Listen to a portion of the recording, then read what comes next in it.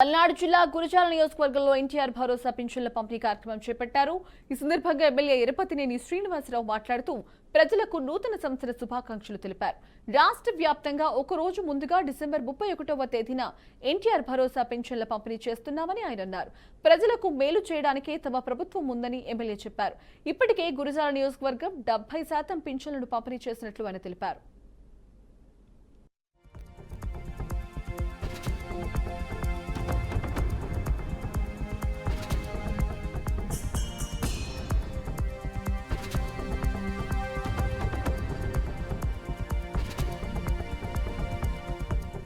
నెల 1వ తారీఖు ఇవ్వాల్సిన పెన్షన్లు 31వ తారీఖునే గౌరవ ముఖ్యమంత్రి గారు నారా చంద్రబాబు నాయుడు గారు ఈరోజు రాష్ట్ర వ్యాప్తంగా కూడా దీన్ని అమలు చేస్తూ ఉన్నారు.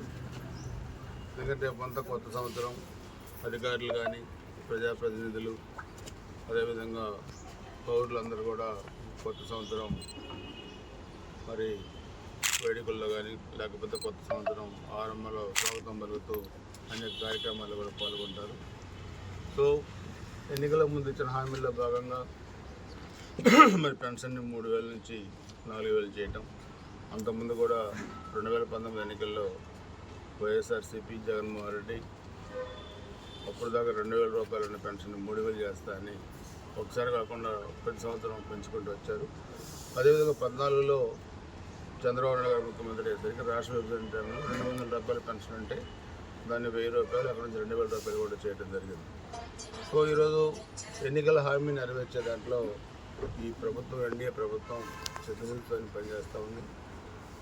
త్వరలో ఇది హౌసింగ్ కానీ లేకపోతే ఈరోజు మనం మీడియాలో కూడా చూసాం, ఉగాది నుంచి ఆర్టీసీ బస్సులో మహిళలు కూడా ఉచిత ప్రయాణం కానీ సో సూపర్ స్టార్స్ కార్యక్రమాలన్నీ కూడా అమలు చేసేదానికి కూడా ప్రభుత్వం సిద్ధంగా ఉంది. అందులో ఉచితంగా సంవత్సరానికి 3 గ్యాస్ సిలిండర్ కూడా పథకం కూడా అది స్టార్ట్ అయింది.